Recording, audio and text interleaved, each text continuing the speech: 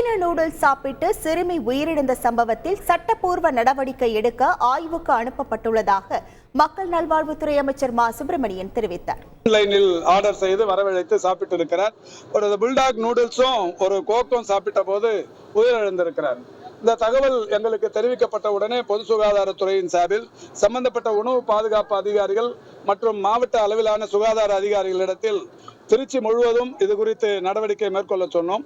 அந்த வகையில் சீனாவில் இருந்து இறக்குமதி செய்யப்பட்டு ஸ்டாக் வைத்திருக்கிற ஒரு கோடவுனில் ஆய்வு செய்த போது 800 கிலோ இது போன்ற புல்டாக் நூடுல்ஸ் என்பது இருந்தது கண்டறியப்பட்டது.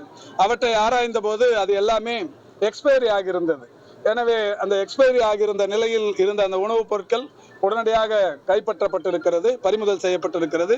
அதற்கு மேல் நடவடிக்கை, சட்ட ரீதியான நடவடிக்கை, அந்த உணவுப் பொருட்களை ஆய்வகத்துக்கு அனுப்பி பரிசோதிக்கிற பணி நடைபெற்றுக் கொண்டிருக்கிறது. செய்திகளை உடனுக்குடன் தெரிந்து கொள்ள உடனே சப்ஸ்கிரைப் பண்ணுங்க.